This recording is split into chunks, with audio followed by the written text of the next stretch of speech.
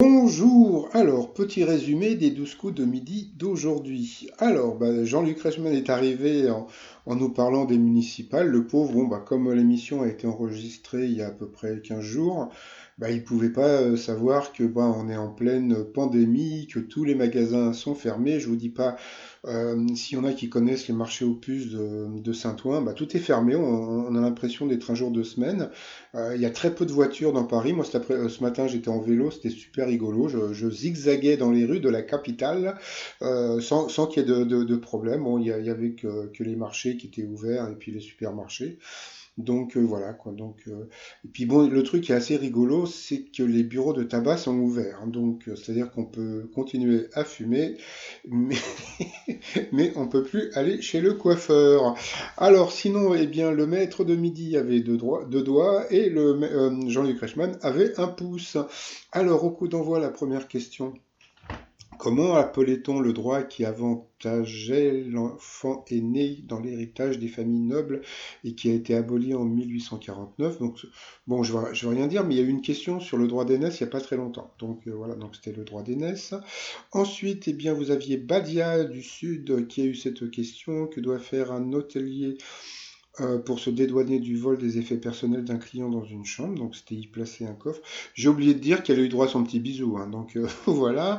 Ensuite, eh bien, c'est Bastien qui a eu droit à un serrage de papate. Donc vous voyez tous les trucs. J'ai l'impression de regarder un film X, c'est-à-dire que dans l'émission, il y a des trucs qu'on n'a pas le droit de faire et qu'on n'a plus le droit de voir. Donc je trouve ça assez étonnant. Dans quel pays d'Europe les habitants passent-ils le plus de temps à scroller sur leur smartphone? Donc c'était les Italiens. Ensuite, vous aviez la jumelle, je crois que c'était Stacy son prénom.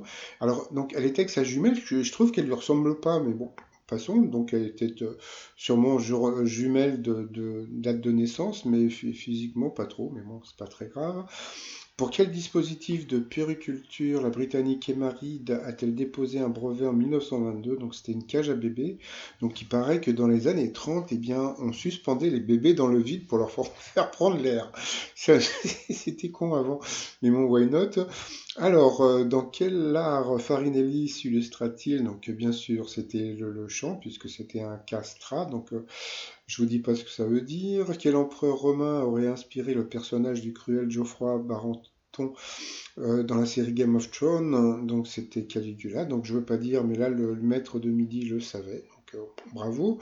Sur cette question, Badia est passé au rouge. Qui dit rouge dit duel. Elle a pris Bastien en duel, qui a une question assez simple, hein. Quelle plage de Los Angeles a donné son nom français à la série rendue célèbre par le maillot de bain rouge de Pamela Anderson? Donc bien sûr, c'était Malibu.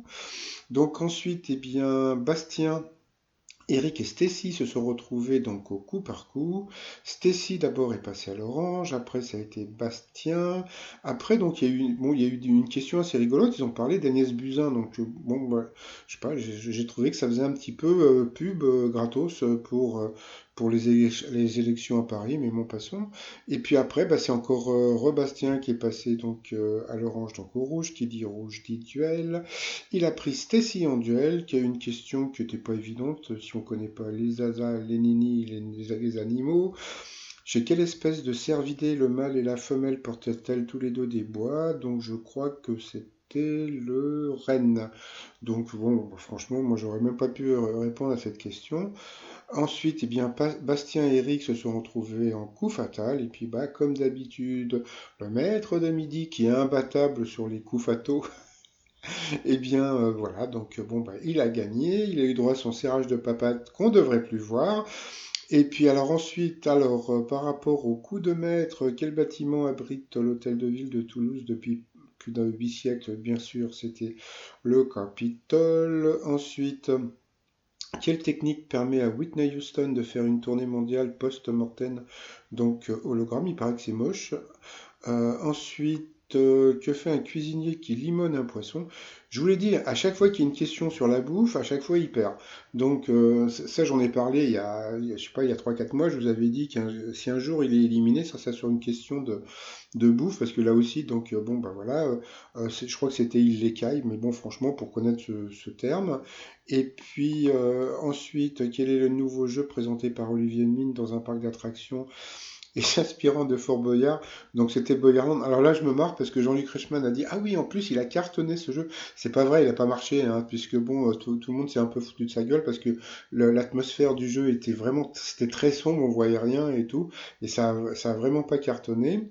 Ensuite, dans le conte des frères Grimm, qui sauve le petit chaperon rouge, donc bien sûr, c'était le chacha, le sauceur, le chasseur. Donc il a quand même gagné donc 1000 euros à partager avec la nouvelle cagnotte. Bon, ils savent pas quand est-ce qu'elle elle va sortir, donc ils nous le diront plus tard. Ils sont en train de chercher une date, parce que bon là il n'y a plus de vendredi 13 avant le mois de novembre, je crois. Donc là ils vont essayer de trouver peut-être la Saint-Glinglin ou je ne sais quoi. Ensuite, eh bien, par rapport à l'étoile mystérieuse, eh bien, par rapport à tous les éléments, eh bien, le maître de midi a pensé à Gérard Jugnot. Donc, alors, 5, 4, 3, 2, 1. Eh bien, c'était pas Gérard Jugnot. Donc, eh bien, je recommence par rapport au truc. Donc, le poisson, c'est sûrement pour Fort Boyard. Le sac à dos, c'est pour parce qu'il a participé à Pékin Express. Le lapin, c'est parce que donc Willy Revelli a fait la voix d'un lapin dans un film qui s'appelait Comme des bêtes. Et puis bah, la montagne, c'est parce qu'il est né en Haute-Savoie. Mais là, franchement, je veux dire, franchement, il va pas la trouver avant. Hein. Il va la trouver quand il y aura plus de cases. Hein, parce que bon, franchement, pour trouver Willy Revelli, en général, les gens cherchent plutôt des, comment dire, des stars ou des gens un petit peu plus connus. Donc voilà. Sinon, bah, je sais pas si vous avez vu, bon, bah, il y a quand même pas mal d'émissions bah, qui s'arrêtent, hein, que ce soit sur C8, sur la 2 aussi, il va y avoir des émissions, même des séries, les séries de la 1 et de la 2 vont s'arrêter à cause des tournages, parce que bah, ça peut être très dangereux. Et là, eh bien, hier, Cyril Hanouna a dit que bon, qu'il n'était pas sûr de continuer donc les émissions, etc. Et puis aujourd'hui, bah, il a dit qu'il allait peut-être le faire avec des équipes réduites, justement pour pas contaminer donc les équipes techniques, les coiffeurs, maquilleurs, etc., etc. Donc, j'ai eu Laurent qui a fait partie donc du public la semaine dernière. Et j'avais demandé bah, comment ça se passait maintenant au niveau des Tchèques, etc., etc. Eh bien, il paraît que bah, maintenant, bah, quand Jean-Luc Reichmann bah, dit bonjour à des gens, bah, c'est fini, bah, il n'y a plus de bisous, etc. Donc, c'est bon, le Tchèque du pied, quoi, vous voyez, ou éventuellement avec le coude. Donc, et puis, bon, bah, il y a des solutions hydroalcooliques pour qu'on puisse se laver les mains. Mais comme vous pouvez voir, les prochains tournages auront lieu le 20 avril. Et d'ici, franchement, d'ici le 20 avril, vu le nombre de cas qui arrivent tous les jours, etc., etc., franchement, ça fout la trouille. Je suis pas sûr comment dire, qu'il va y avoir du public. Donc, je pense que peut-être que les prochains tournages se feront sans public. Sauf que il faut savoir que les émissions qui vont passer comment dire, le 20 avril, quoi, qui vont s'enregistrer le 20 avril, ces émissions-là seront diffusées début mai. Donc d'ici début mai, bon, bah, on ne sait pas ce qui va se passer, donc voilà quoi. Donc, je dis merde à tous les personnes bah, qui me suivent, hein, donc voilà, parce que ça craint, parce que d'après ce qu'a dit Jean-Michel Blanquer, bah, presque la moitié des Français vont avoir la bestiole. Donc voilà, et puis bah moi comme je préfère en rire, comme je dis hier, que d'en pleurer, donc le t-shirt, je peux pas, je suis confiné, coronavirus 2020. Ensuite, vous avez le t-shirt coronavirus, bah, membre du club, hein, puisque bon, bah, je pense que bah, je vais l'avoir moi aussi, et puis comme beaucoup de pas mal de personnes. Et puis bah, je peux pas, il y a coronavirus, hein, pour celles et ceux qui peuvent pas sortir, etc. Donc, eh bien, je sais pas ce que je pourrais vous conseiller. Je sais qu'il existe des sites où on peut télécharger des films.